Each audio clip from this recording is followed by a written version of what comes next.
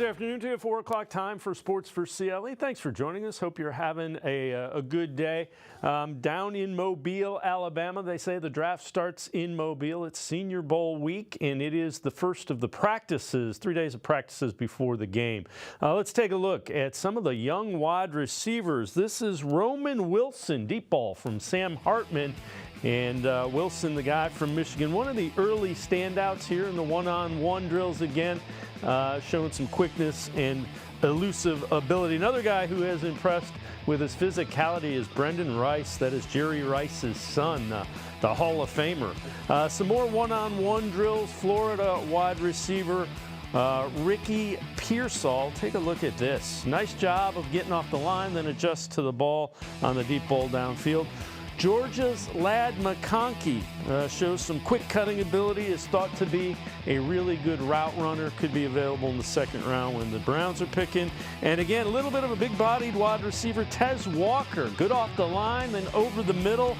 Walker's a guy who played at North Carolina for a few games this year, started his career at Kent State, highly thought of. And some news about Walker from Dane Brugler, who is one of the guys that covers the draft extensively. Up and down practice for Tez Walker, but had the fastest field speed so far, 21.18 miles. Let's welcome in Fred Greetham from the Orange and Brown Reports, senior analyst. Fred, again, real early in the draft process, what I'm more interested in relative to the Browns, do you think wide receiver is something they look to address early in this draft? How important is it to get guys that they can develop at that position? And then what type of wide receiver do you think fits what they're looking to do with Deshaun Watson?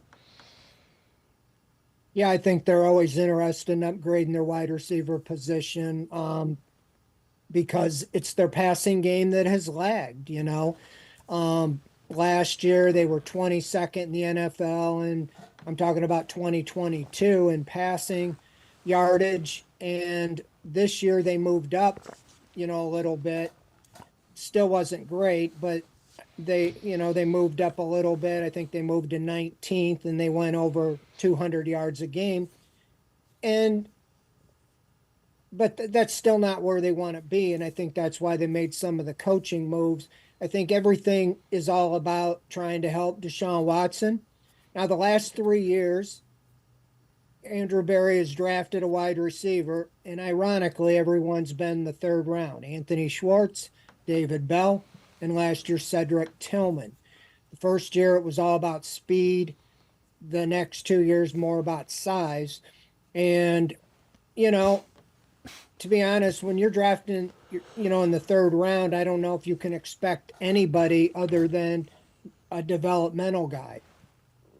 Schwartz was a washout, and Bell and Tillman have done a little bit, but you know they're not, because they're just not top of the draft potential guys. They could develop, but I think when you don't have a first round pick, and they don't have a first round pick again this year, the last year in the Deshaun Watson trade, your first pick's in the second round. A lot of speculation last year was that would be the pick, you know, wide receiver. Well, then we know that they traded that pick to get Elijah Moore. So do they feel he's, you know, the answer, or will they continue to add? I mean, I think if you want an immediate impact, you got to get a free agent, a veteran that's been there, done that can hit the ground running, or in a trade. Amari Cooper's their best receiver. They got him in a trade for a fifth-round pick. Elijah Moore came over and gave up their second round. So I would think more so a trade would be a route, but free agency comes before the draft. But as far as I think they will look at any wide receiver. But when you're drafting second round down, I don't know if you can count on that guy to step in immediately. I mean, you think of Zay Flowers immediately helped the Ravens this year, but I think he was a first-round pick. And usually you find somewhere, but usually unless they're one of the blue-chip players at the top of the draft, they don't immediately help you. And the Browns want guys that can immediately help their passing game. All right, big news earlier this week. Ken Dorsey reportedly hired as the offensive coordinator. Hasn't been named that. They haven't made it official, but he is the guy. What do you think of that hire? You know, I knew him as a player. Wasn't a very good quarterback. I knew he was a headsy guy. Didn't follow his career. Dug into it a little deeper after he became a serious candidate. And obviously, a lot of us just saw what happened. You know, the Bills fired him mid-season, and then it seemed like their offense took off. And so you're like, why would you want a guy that, was let go in the middle of the season by the Bills, and then they turned things around? But then you dig a little deeper, and I think Cam Newton had the best year of his career with Ken Dorsey, and most of his career has been with mobile quarterbacks. And so the more I've looked into it, it looks like a good move. I think every move is about trying to get Deshaun Watson back to his 2020 and before Pro Bowl form. I don't think you can judge it on last year because it was such a start-stop. But I think that a fresh voice in the room, and everything I've heard about, that from people close to Watson is they're on board with this. I think he is familiar and knows Cam Newton, and I think he's got the thumbs up on that. So I think all the way around, now the onus comes on Dorsey to really help in that passing game and help the quarterback get back to at least above average, if not elite again. All right. As you might guess, a lot of people have some opinions. Let's head to the voicemail of Truth and Reason. Hey, Dave, Frank from Cleveland. I just want to touch base on one thing. I think Ken Dorsey's a great hire, but by any chance, I know he was fired after the first 10 games. Can you, by any chance, bring up the Bills' offense the first 10 games versus the last 6, 7 games when be good, be safe, you and the family, as always. Have a good one. Bye. All right, here's what you asked for, Frank. Under Ken Dorsey, 10 games, points per drive, 2.45 yards per play, 6. Success rate, 48.10. Pass success rate, better than 52. Rush success rate, 46. EPA per drive, 0.50. EPA per dropback, 0.14. Turnover rate, 17.3. Under Joe Brady, that's the guy that replaced him, 7 games. Points per drive are down, 2.27. Yards per play down, 5.4 as opposed to 6. Pass success rate down, 45.6. Rush success rate down. EPA per drive down significantly from 0.52 to 0.29. EPA per dropback down. The only thing that went up was the turnover rate, which went from 17.3 under Ken Dorsey to 11.70 under Joe Brady. So, Fred, the reason was they ran the ball a lot more. They were trying to, Josh Allen wasn't trying to make every play, but the offense, there's this misnomer that the Bills' offense took off once, Ken Dorsey left. That isn't exactly what happened. They scored more, they ran the ball more, but Josh Allen stopped turning the ball over. Yeah, I would say significantly, if the Browns didn't lead the NFL in giveaways, they probably would have had better stats as well. That is such a big, when you look under the hood. And that's what I said. I didn't study the Bills, until a little later. You just look at the surface, wow, they were losing and now they're winning, and you kind of get the credit. I do think that it's been my experience in covering the NFL and teams is that a lot of times quarterbacks that weren't necessarily great players were probably better coaches. You could do that, look at that in baseball, basketball, a lot of sports. And Dorsey in the NFL didn't have a lot of success.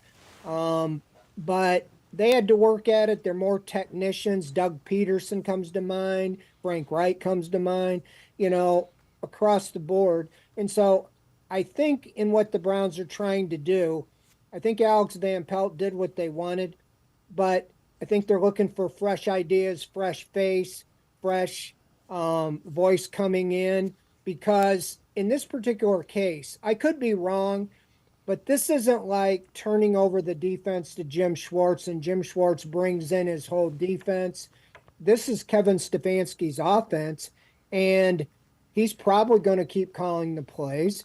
And it's more like plug him in to what we're trying to do and just help us create an offense that's more conducive to Deshaun Watson and see things, maybe something we're not seeing, instead of Alex Van Pelt's now been here for 4 years, and you probably got all the ideas that you were going to get from Alex Van Pelt, and they had a year with Watson, and they decided, let's get some outside thoughts and ideas. So, I mean, it's one of them, you stew on. I can see why they made this move, and I think that in what they were looking, again, I could be wrong. Maybe Stefanski will give up the play calling, but I do think that they were trying to get a guy to come in and maybe fill a spot or a role, maybe be quarterback coach, and similar to Van Pelt, as opposed to come in and bring your whole system and we're going to change things all around. Well, the one thing that you can say about Dorsey is that he has worked with mobile quarterbacks. Josh Allen, a mobile quarterback, you mentioned, he had his biggest jump from his rookie to his second year, 2018 to 2019, working with Ken Dorsey. He also worked with Cam Newton as quarterback coach. Time Newton saw 2 Pro Bowls and an MVP as well as a Super Bowl appearance. So, again, we've touched on this, Fred. I think every move is about unlocking, Deshaun Watson, getting him to be as good as he can be. And I think, the one thing Ken Dorsey has worked with is mobile quarterbacks. When you think of who Kevin Stefanski has worked with, he hasn't really, Kirk Cousins, no, not really. Even Alex Van Pelt, Aaron Rodgers, no, not really. Brett Favre, maybe.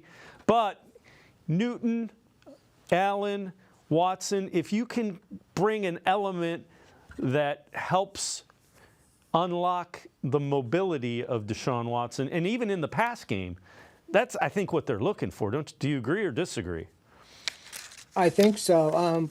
And Stefanski has had a lot of success with that traditional quarterback. You think of Case Keenum had like his best career year, and with Minnesota, and then you mentioned Cousins, and then you could point to Baker Mayfield, his first year here. I don't know how it stacked up to this year in Tampa, but then Jacoby Brissett and Joe Flacco, hit the ground running.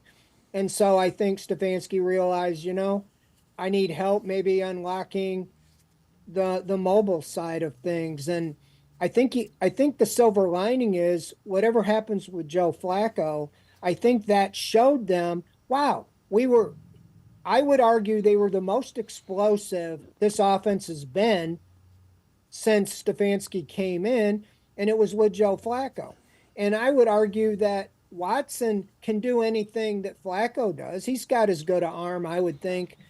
I haven't seen him side by side, but Flacco's got a great arm, but he is 39 years old. I think Watson's got a strong arm as well. I think he's accurate. So is Flacco. I think everything he can check the box, except he's much more mobile. So you have to put 2 and 2 together here and transpose that offense with Deshaun Watson back there, and then you add that element of running when things aren't there. That's what Josh Allen, I would agree. That's what made Josh Allen Josh Allen.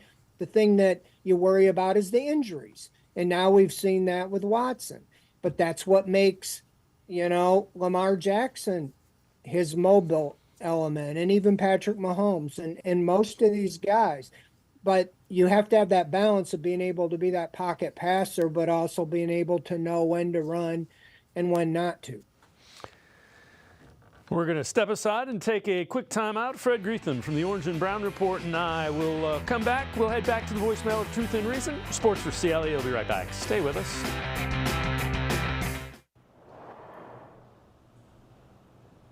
You might have expected all the games and all the excitement. And even though you couldn't see it right away, it's all right here. 5 games in one. $22 million in prizes between $25 and $500, and a shot at $1 million grand prize. Golden Casino, a night's worth of excitement for just $10.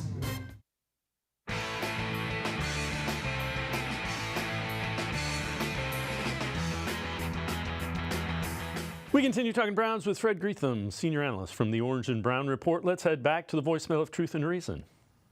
Hi, this is Rico. I know the 2024 season is far away, but I just want to say I saw an article that showed the strength of schedule. The Browns have the hardest schedule on paper next season, and the AFC North has the top 3 hardest schedules in the league next season. And I think it will truly reveal the makeup of this team. And not to mention that the AFC North has provided 1/2 of the last 3 AFC title game appearances. This is going to be a crazy season in 2024 and division race. How do you feel about the Browns having the hardest schedule next season? Thanks. Go Browns. As always, appreciate all the voicemails. Fred, it's tough playing in the AFC North. I mean, the Ravens just lost. Steelers were a playoff team. The Bengals were 9-8. So first time ever that, well, since like the 30s, that all teams in a division have been over 500. All those teams are going to be really good again next year. But I wouldn't get terribly caught up just yet. Who knew Clayton Tune was going to be the quarterback when the Browns played the Cardinals? Who knew Jake Browning was going to end up playing quarterback for the Bengals? You just never know until the games start going. Yeah, I mean, when the schedule comes out in late April, early May, I guess it is now, everybody does that schedule game deal. And games you think are going to be, very easy wins, usually, like you said, turn out completely the opposite due to injury or just the way it goes. I mean, the Titans, when they played third game of the year, I thought that was going to be a team that was playing for, obviously, the postseason, and then they turned out to be firing their head coach. You look at the Chargers. Every year seems to be a season in itself, and sometimes it's just the domino effect. And yeah, you can say right now, the AFC North, who would have thunk that the Bengals would have been the also ran? If you would have said 3 out of the 4 teams made the playoffs, the Bengals were the team that didn't make it. I don't think you would have had that on your bingo card. And so everybody assumes they'll all be good again. And that's why it's so tough in the division, because you're playing them each time. That's 6. That's over a 30-year schedule is against the division. And that's why it's just year in, year out. But I don't think it's necessarily hardest schedule type of thing. I mean, if you'd have told me the Browns would have beat the undefeated 49ers with their second or third string quarterback, a team that's in the Super Bowl, and they beat the Ravens, who's really the last loss they had in the regular season that was meaningful because they rested all their starters in the final game. With you couldn't ever predict it. And when you look back, teams you play, when you play them, makes such a big difference. Like you said, Clayton Tune versus Kyler Murray a week or 2 later would have been a big difference, and on and on. So I'm more concerned with the Browns getting better. And I think one thing about getting embarrassed against the Texans is that leaves a bad taste all winter with Jim Schwartz particularly, that we got to figure out so that doesn't happen again. Because, yeah, they can say it was a bad day to have a bad day, but it was an embarrassing day. And that wasn't the defense the Browns showed all year. And they didn't play some of the best quarterbacks, because it seemed like a lot of the good quarterbacks happened to not play when the Browns played them.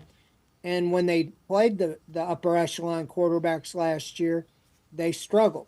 So I think all offseason, that will be a top priority, to be able to figure out what was the problem, not necessarily just on the road, but against, schemes of top quarterback play. So I know you've written an article for the Orange and Brown Report. What should the Browns' number one goal be for the 2024 season, do you think? Yeah, I mean, it's pretty obvious. I think everybody knows that, but you have to win your division. You win the division this year, and you would have played a home game. And we know the Browns were 8-1 at home, and you wouldn't have been going down to Houston to play.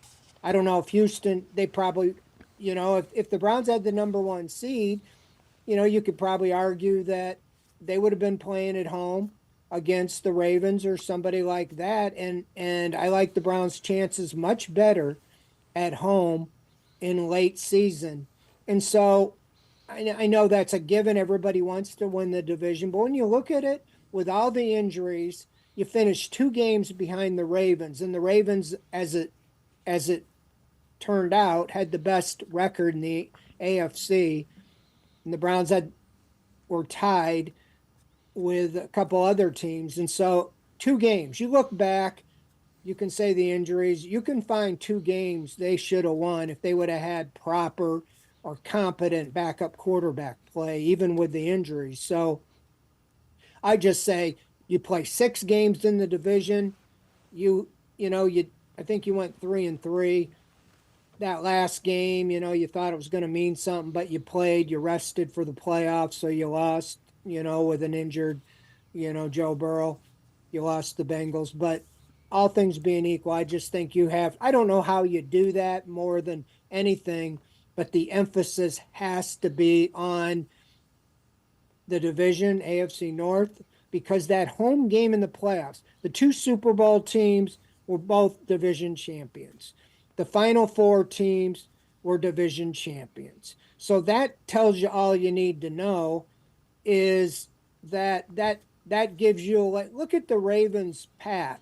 They got the bye, and then they got the numbers, I guess it was number 4 seed because they won the division, but they were the weakest division winner at home, win that game, and then you win 1 game, you beat the Chiefs, and you're in the Super Bowl. So it's definitely the NFL has set up that path now because it's more important to win the division than to have necessarily the best record, because you can see that. Second best record got you a road game, in the 5 seed. So I just think, especially the way the schedule's been coming out, I can almost guarantee you they'll open with the Steelers or the Bengals, maybe the Ravens. And it might even be at home because they just announced a big concert, Billy Joel and I think Rod Stewart, the second weekend on a Friday night. So you'd almost think there's no way the Browns are going to play a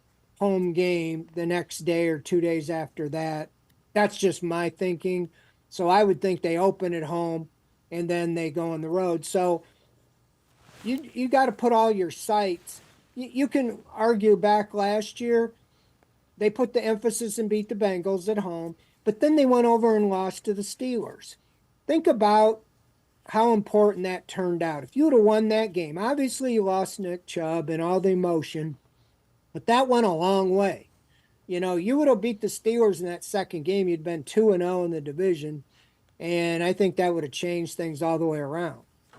Fred Greetham, senior analyst from the Orange and Brown Report. Now I'm going to step aside, take one more time out. Other side of the break, we'll look at some free agents that could blow up with new teams. Sports4CLE, you're right back. Stay with us. Come back to go forward. Back to learning new things. Back to pursuing your dreams. Tri-C has flexible learning options to fit your life. And every year, more than 1,000 local companies provide Tri-C students with real-world learning. The right education can boost your lifetime earning power by hundreds of thousands of dollars. Start now with a college education you can afford. Tri-C, where futures begin.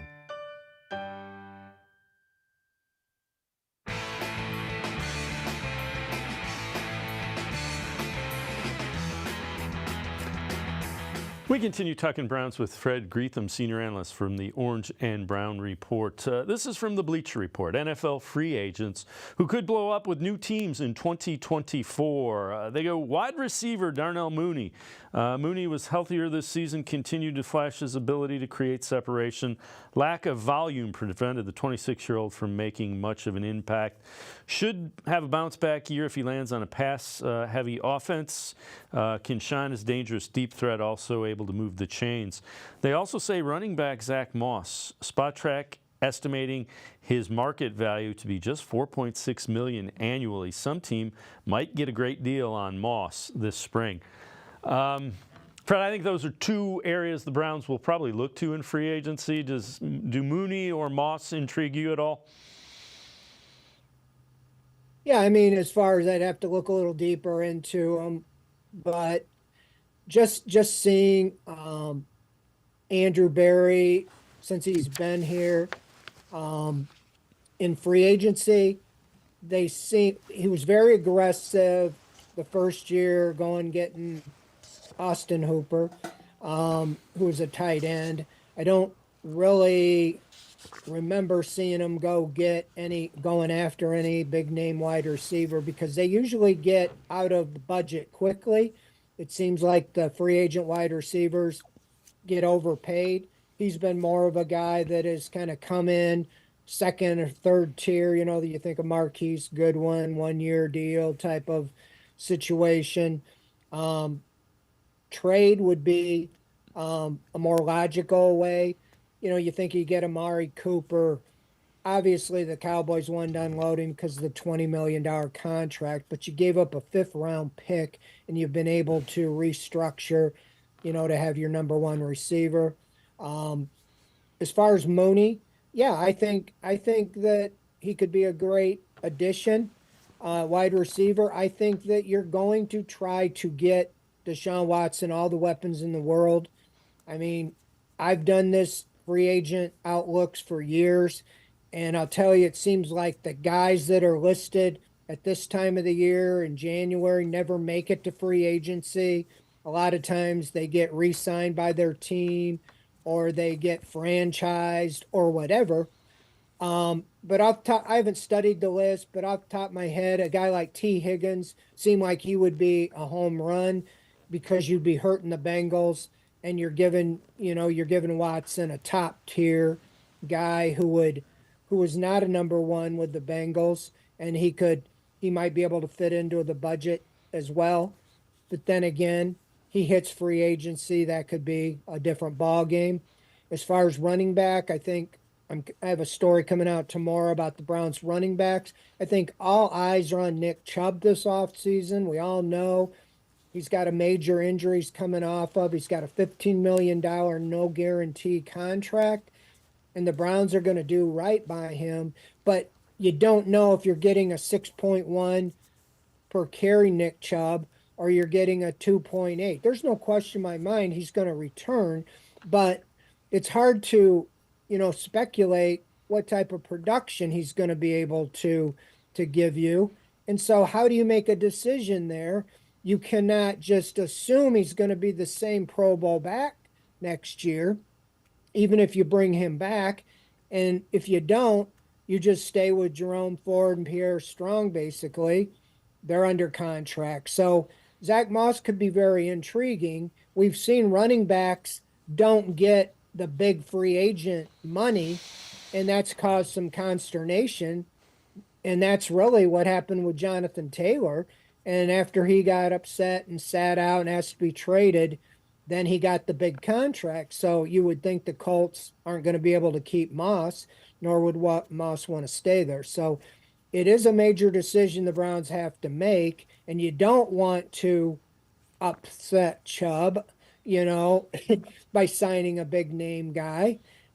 All the way around, it's very delicate, but I understand you got to walk the fine line. You just can't, out of good feeling, say, well, we're going to go with Chubb and hope he comes back.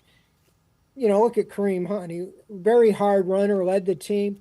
But, he averaged 3.0 yards a carry. He was basically a short yard back. He gave you all you had for 1 or 2 yards. But his longest run of the year was 16 yards, and so you got to have an explosive threat. And I don't know if they feel Jerome Ford is it, or they see Pierre Strong as developing into that good enough role to be the backup if Chubb's not ready. All right, before I let you go, some news from the AFC North. The Steelers are expected to name Arthur Smith, their offensive coordinator. Smith was the Titans' run game coordinator before being the head coach in Atlanta for the last couple years. And, you know, Derrick Henry had some phenomenal years under Smith. So you would think Najee Harris, Jalen Warren, pretty excited about that one. And I know people look at what he did with Atlanta, but this was a guy that those Titans offenses were pretty darn good. Yeah, you never know. I mean, how much is it Derrick Henry? I mean, they ran Derrick Henry to death. That's why they're moving on from him. And, you know, but what I think of the Falcons and Arthur Smith, I just can't get it out of my mind. In the second half of that game with the Browns, not this year, but in 2022, when they just said, you know, we're going to run the ball right down their throat. And they had third-string practice squad running back, and they just ran the ball all the way down the field, like 10, 15 plays straight for a touchdown. Didn't even pass the ball. Smash mouth football. It seems like the Steelers always make good moves, and it just seems like a good fit with what they want to do. That would take the pressure off of Pickett or Rudolph or whoever and just play to their strength of, like you said, Najee Harris and Jalen Warren, just run the ball down people's throats. So I think it's probably a good move for them, and he'll get the most out of that scheme.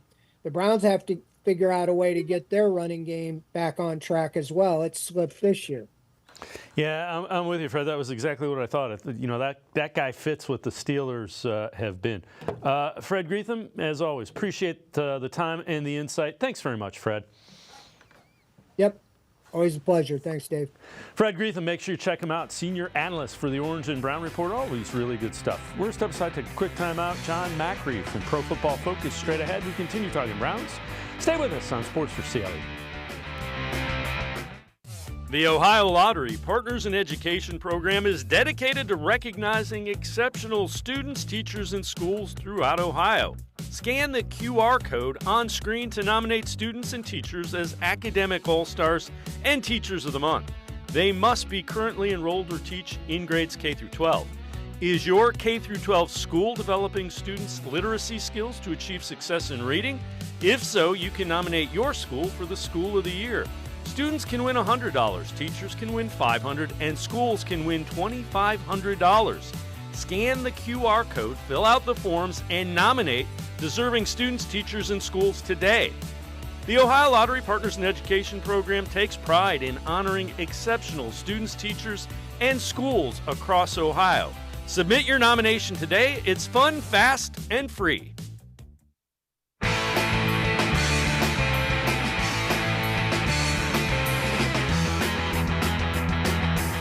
We continue talking Browns on Sports for CLE. Let's welcome in John Macri, Pro Football Focus analyst, co-host of the Pro Football Fantasy Football podcast on Pro Football Focus. John, you wrote an article about a potential breakout candidate for the Browns, Jeremiah Owusu-Koramoah.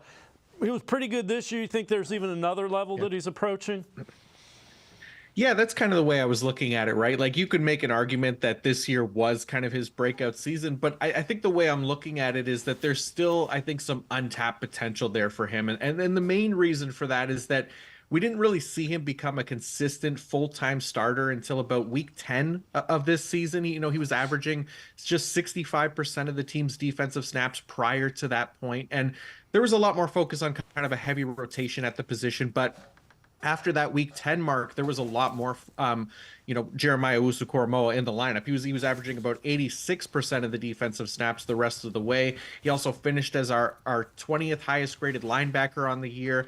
And that one area where we saw him specifically be an impactful defender was on those tackles for loss, right? So for people who watched the Browns for the first time in that playoff game, he had 4 in that game alone, which is still tied for the most in these playoffs. And in the regular season, he led all off-ball linebackers with 20 tackles for loss, which is the league, doing so on just 76% of the defensive snaps this season. So I do think that there's room for him to kind of continue being more of an impact player going forward. And hopefully we see him or we see Jim Schwartz continue to deploy him in the way that he did in the latter half of the season and into the playoffs, because I think there's still a lot of potential there for Owusu-Koramoah. Yeah, and you would expect the defense in year two would be, it's first year of a defensive coordinator in a system, so you would expect a step forward. Along those lines, who are some of the free agents that are pending for the Browns that you think they should bring back that makes sense? Yeah, so I think the one at the top of the list for me is probably Darius Smith. He was the second highest graded defensive player on the team after Myles Garrett. He put up 60 pressures, 5.5 sacks, also both second on the team behind Garrett. Interestingly enough, he's the first Browns player not named Myles Garrett to post at least 60 pressures in a season since Camarion Wembley in 2007. So he's a bit older at 31, but has a lot of encouraging pass rush metrics to suggest he's still among the better players at his position, including an 87.4 pass rush grade, which ranked 9th among edge defenders in the regular season. So I think just for stability purposes and, just for how well he played, even at that age, he's somebody that you could probably keep at a relative discount to the position. So he'd be somebody that would be at the top of the list for me. Also, Sione Takitaki, I like just as a cheap kind of secondary linebacker option who's familiar with the system. And since they've drafted him, he's always been pretty solid, never really grading poorly, just a solid linebacker who could kind of plug in the middle of the defense while JOK flies around a bit more, and shouldn't be overly expensive to keep. And then again, along those same lines, Shelby Harris, another guy that is just as solid as they come and has a knack for batting down passes like no other, really. Since 2018, he has more batted passes than any interior defensive lineman at 26. I think he had another 5 this year. Plus, he's just an all-around good defensive lineman who's not going to be a liability and not someone you need to have out there for a ton of snaps, but gets the job done when he's on the field. So those were the 3 that kind of came to mind for me, at least on the defensive side of things. All right, so let's switch sides of the ball. And last week on the show, we had Deshaun Watson trying to recruit T. Higgins on a podcast to play with him on the Browns. All right, I'm not a social media expert, so you got to help me here. John, it appears T. Higgins has followed Grant Delpit, Elijah Moore, Deshaun Watson on Instagram.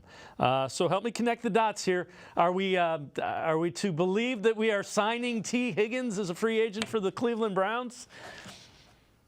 It would be a huge get, right? I love this part of the offseason where we get to see these public interactions of players recruiting other players. We don't really get a lot of the behind the scenes of coaches and management doing it. So it's kind of fun.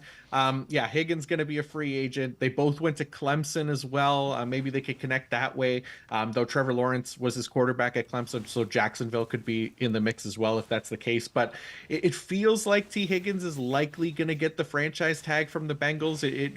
At least that's the way it feels from the way I've been kind of following it. Even if, a bit of a down year for him with injuries both to himself and Joe Burrow. So I feel like the franchise tag probably is the most likely scenario for Cincy to kind of bide their time and evaluate the situation a bit more. But obviously T. Higgins, his body of work on that rookie contract so far has been very impressive and definitely should be one of the more sought after wide receivers, I think, this offseason if he becomes available. Yeah, and you look at it, Boyd, I believe, is in that free agent realm. They're going to have to extend, Jamar Chase is getting another contract. So they're going to have to figure that out. All right, who are some guys you think the Browns should target on the offensive side of the ball?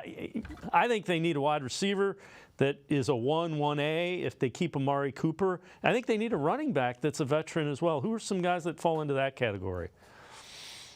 Yeah, so for wide receiver, you're looking at some guys maybe like a Marquise Hollywood Brown, a Michael Pittman as well. So if you're looking for those number 1 wide receivers, T. Higgins, Mike Evans, those guys are going to be, I think, a little bit more expensive, but you might be able to, get these guys in for a few dollars less than the biggest names on the list. And then for running backs, I don't know that they'll be like targeting some of the bigger names at running back, like a Saquon Barkley, Josh Jacobs, Derrick Henry, Austin Eckler, for example. But it does seem like Nick Chubb will be back healthy for the year. At least that's the hope, right? So I think, if we're looking at running back, I liked Fred's suggestion of Zach Moss. I think that one makes sense. But Devin Singletary for me is one who has been consistently really good, effective rusher.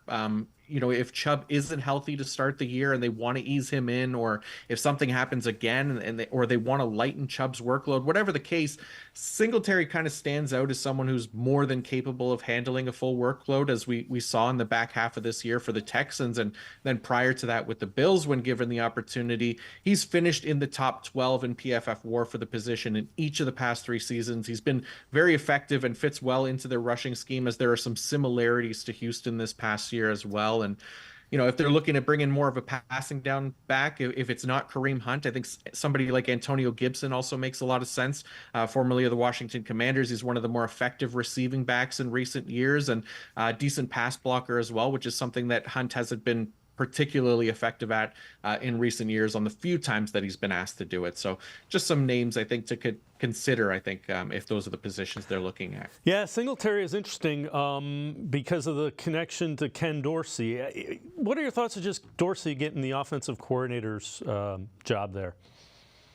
Yeah, it'll be kind of fun, right? Like, he's obviously did a nice job there with Buffalo for a while, and there's some kinks to work out here in the Browns offense as well, especially as Deshaun Watson kind of continues to develop here in Cleveland. I think there's some similarities to his game to what we saw with at least when he was with Houston, compared to what we saw with Josh Allen as well in Buffalo, where there could be another level that can be reached there. And I think they're hoping to kind of untap some of that potential there. So really interesting hire, and I like it for the Browns for sure. John Macri, Pro Football Focus, as always. Appreciate the time and the insight. Thanks very much, John. Oh, thanks for having me. You guys have a good one. John Macri, make sure you check him out. Co-host of the PFF Fantasy Football Podcast, is also an analyst for Pro Football Focus. We're going to step aside, take a quick timeout. We turn our attention to the Cavaliers. Chris Fedor, Cavs beat reporter for the Plain Dealer, cleveland.com. Straight ahead. Stay with us. Come back to go forward. Back to learning new things. Back to pursuing your dreams.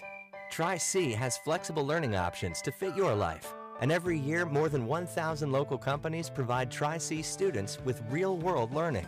The right education can boost your lifetime earning power by hundreds of thousands of dollars. Start now with a college education you can afford. Tri-C, where futures begin.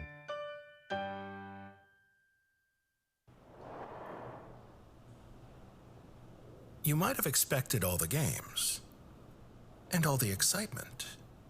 And even though you couldn't see it right away, it's all right here.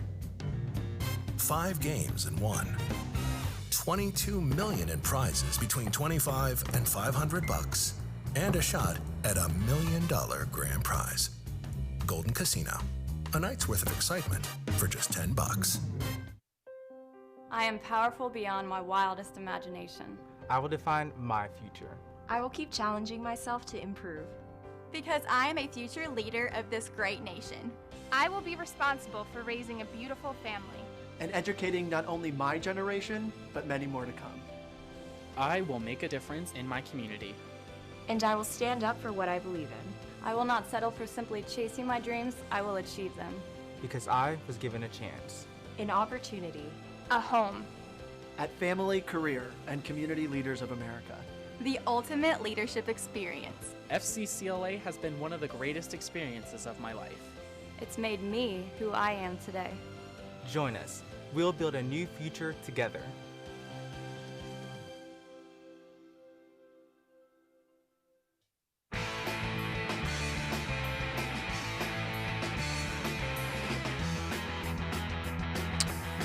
We turn our attention to the Cavaliers on Sports4CLE. Cavs have won 10 of their last 11, a 10-point win over a really good Clippers team last night. Now just 2.5 games behind the Milwaukee Bucks for the number 2 seed in the Eastern Conference.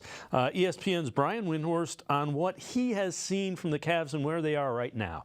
They are looking extremely impressive. They're at an incredibly interesting point in this season and this incarnation of the team for a number of different reasons. It's as fascinating of a moment that has been for the Cavs since the spring of 2018, in my view, because they've really identified some things. This is the deepest team they've had in a long time. And just look at the standings. They're 2.5 games out of second. And they have a favorable schedule the rest of the way. With that, let's welcome in Chris Fedor, Cavs beat reporter for Plain Dealer, cleveland.com. Chris, you're with the team every day. Your thoughts on where they sit right now? It's hard to believe they're 2.5 out of second in the Eastern Conference. Dave, I think they have every reason to feel great about where they sit. They've had their projected starting 5 for 11 total games so far this year. Together, they've played less than 150 minutes, and yet they're one of the best teams in the Eastern Conference. Yet they're 12 games over 500, and they're knocking on the door of being the best team in the Eastern Conference, right there in that same conversation with Boston, Milwaukee, and Philadelphia. And I don't think anybody thought, given what happened on December 15th when Darius Garland was announced that he was going to be out for an extended period, and Evan Mobley, same thing. I don't think anybody thought that the Cavs were going to be at this point. I think a lot of people felt like it was more likely that they were going to be battling for their playoff lives, just trying to somehow avoid the play-in tournament. Now we're talking about a team that has a legitimate shot once again for home court advantage in the Eastern Conference first round, which would be a big coup for this organization. So they deserve a lot of credit for adjusting their style, finding a new style, using all of the personnel that was available to them, and not just staying afloat during this stretch, but thriving during this stretch. Yeah, I'm one of those. I thought, all right, they're going to have to battle to get in, but boy, have they played well. All right, yeah, you've been on this for a couple of days. Looks like they will get Darius Garland back tomorrow against the Pistons. Got Evan Mobley back last night against the Clippers. You get 2 of your 3 best players back. Is there a transition? And I know every coach in the NBA would say, all right, give me 2 of my 3 best players back. I'll figure out the transition. But is that something they got to work through, do you think? Absolutely. And it's just not going to be something that is seamless. No matter what the team is saying, no matter what the players are saying, look, there is confidence inside this locker room that bringing Darius Garland and Evan Mobley back together is not going to be a disruption. It's not going to interrupt what they have going on here, where they've become one of the best teams in the NBA on the defensive end of the floor, and they've gotten their offense to a more dynamic, respectable level, something that they've been working through for the last year and a half, trying to find that, where they're shooting more threes. There is a belief internally, and they'll say it privately and they'll say it publicly, that these guys coming back is going to be a good thing, and it's just going to enhance what they have going on. But it's a different style. It's a different team than the one that they left behind. At the time that Evan Mobley went down with an injury, he was 3rd in the offensive pecking order in terms of total touches. Those same number of shot attempts, those same number of touches, those aren't waiting for him right now. Darius Garland is going to have to get more comfortable playing off the ball so that Donovan Mitchell doesn't get taken out of this full-time creator role that has allowed the Cavs offense to flourish, that has allowed him to get his teammates more involved, that has allowed him to empower his teammates in a different kind of way. So I think there are adjustments that Evan is going to have to make within his own game, and I think there are adjustments that Darius is going to have to make within his own game too, and it's not something that is going to be seamless. It's going to take time. It's something that I think the Cavs are going to work through for basically the entire second half of the regular season. But the good thing is it gives them a little bit more diversity on the offensive end of the floor. And it gives them more options on the offensive end of the floor. They can use different lineups throughout the course of a game or throughout the course of the second half of the season. And I think because they were forced to tap into their depth and tap into this new style, it just makes them more formidable to play any kind of style that could be required in a 7-game series in the playoffs. And that ultimately is what this season is all about. Yeah, it gives them the ability to match up with teams' weaknesses as well. There's a lot of things. You know, any NBA coach, if you've got 11 or 12 guys on your roster that you feel can play, everybody takes that. I know you also wrote... And here's the thing, Dave. Like if the Cavs didn't go through this stretch without Darius and Evan, they probably wouldn't have gone to Sam Merrill. He probably would still be collecting DNPs, and they wouldn't see the kind of weapon that he can be for this offense. And if there came a point down the road where all of a sudden the Cavs are struggling offensively, they're not in rhythm, they don't have a lot of ball movement going, they wouldn't know to go to Sam Merrill to unlock that aspect of it.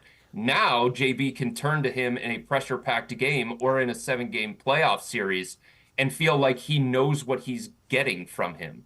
And he has a trust level in Sam that has been built during this time that wouldn't be there otherwise. He has a new trust level in Dean Wade that has been built during this time that wouldn't be there otherwise either.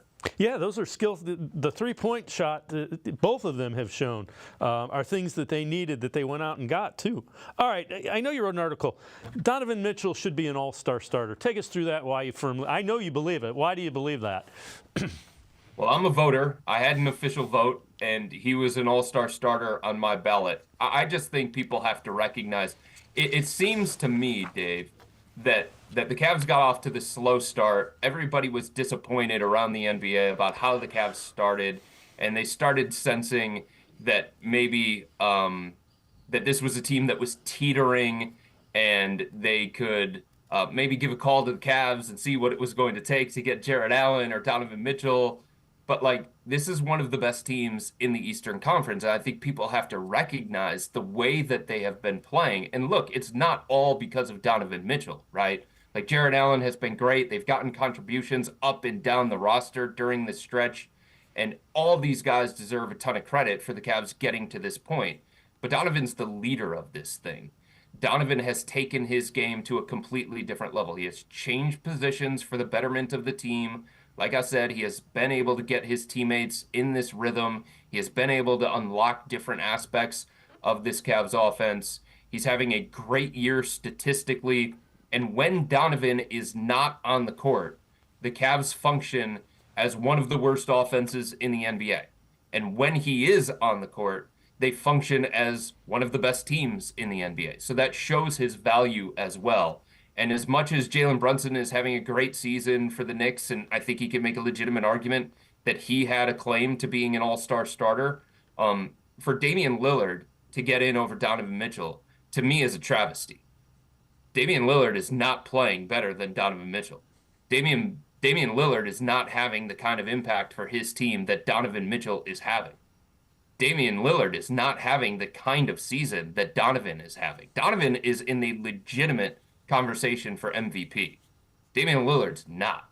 So for him to start the All-Star game instead of Donovan when he has done nothing at a higher level and his stats aren't better than Donovan, I just can't wrap my head around that one. To me, that is not a guy who has earned that place. Yeah, that is a case well stated. Chris Fedor and I are going to step aside, take one quick time out. Other side of the break, we'll talk a little bit more about Donovan Mitchell, talk a little bit about Jarrett Allen.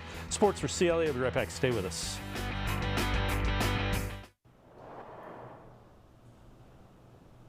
You might have expected all the games and all the excitement. And even though you couldn't see it right away, it's all right here. 5 games in 1. $22 million in prizes between $25 and $500, and a shot at $1 million grand prize. Golden Casino.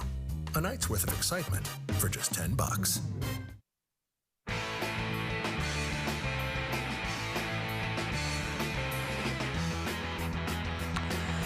We continue talking Cavs with Chris Fedor, Cavs beat reporter for Plain Dealer, cleveland.com. Donovan Mitchell posted his 6th double-double of the season last night. New single-game career bests.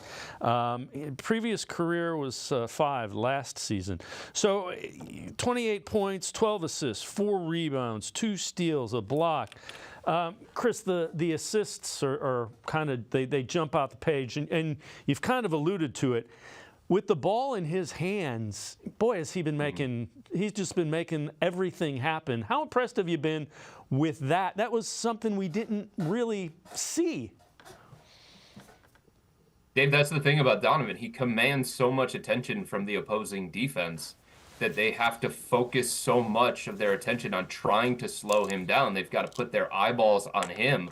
That creates opportunities for Sam Merrill and Dean Wade and George Niang and all these other guys that he's playing alongside, and he's making the right play, and he's passing on time and in rhythm so that these guys get clean shot attempts. And if teams are going to continue to guard Donovan Mitchell this kind of way, where they throw extra bodies at him or they try and put extra defenders in the paint to deter him from getting all the way to the rim, then he has shown that he's willing to make the right basketball play. He's willing to trust his teammates.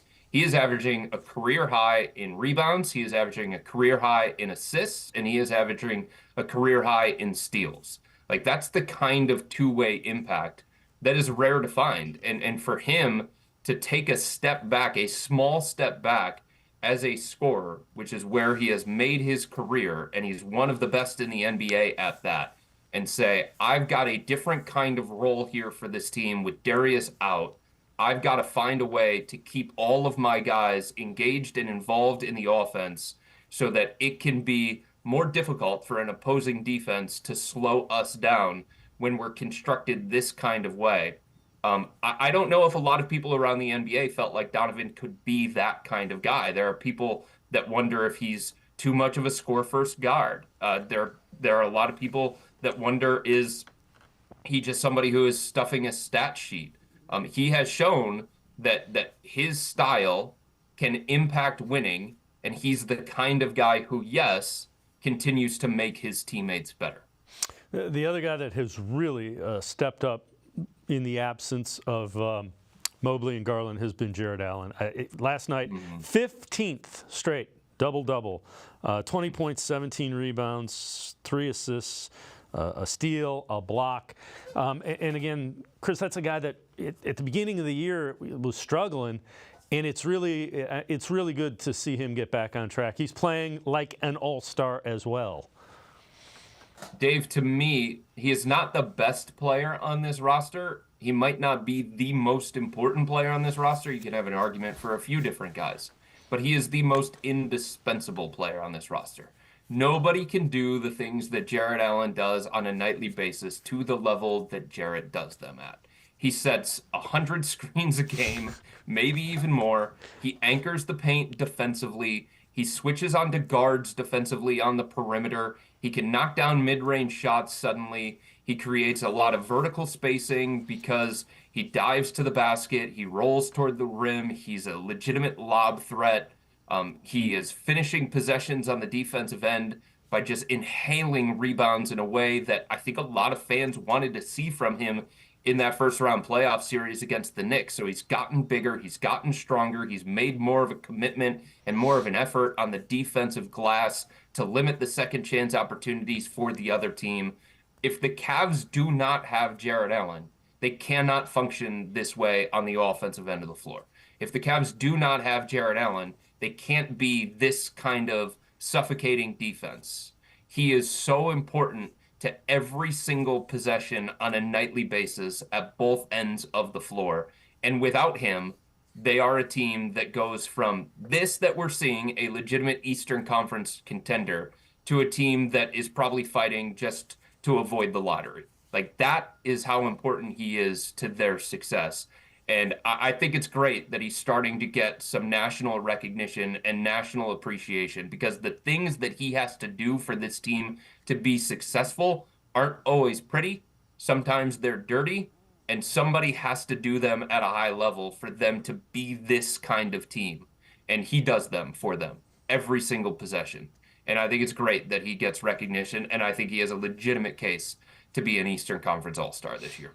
All right, before I let you go, 2 things. What is the ceiling with this team, with the 2 of their 3 best guys coming back, the ceiling, and then because it's that time of year, February 8th, trade deadline, that's next Thursday, are they active at all, do you think? Are the Cavs active at all? I think coming into this year, Dave, you could look at the Eastern Conference in tiers, and you would sit there and you would say, well, Boston, Milwaukee, and Philadelphia are just on a different tier. They've got more experience than the Cavs. They probably have better coaching than the Cavs, and they have more high-level talent than the Cavs. All of those things remain true to me. So I think the Cavs are in the second tier of Eastern Conference teams. I think they're right there next to the New York Knicks. Surprise, surprise, battling with the New York Knicks again. And the Indiana Pacers have been a really, really good story. And when they have Tyrese Halliburton, they are a historically great offense. And they traded for Pascal Siakam that gives them another boost. So I think the Cavs are right there. I think they're that kind of team that is in the second tier in the Eastern Conference, that if things break the right way, if they stay healthy, if they figure out all of these things in the second half of the season, how to reintegrate Darius, how to have the same kind of offensive success with Darius and Evan together, despite the fact that the personnel is different. If they can still shoot as many threes as what they have over the last month and a half, if they can still be as dynamic offensively as they have shown, while still being as smothering on the defensive end that they have shown, then this is a team that can legitimately get out of the first round of the Eastern Conference playoffs and put a scare into one of those top tier teams in the East. That to me is their ceiling. But I'm not ready to sit here and say they're better than Boston, they're better than Philadelphia, or they're better than Milwaukee. I think that's just going a little bit too far. In terms of the trade deadline, Dave, I think it's the same kind of approach that they took this past offseason, right?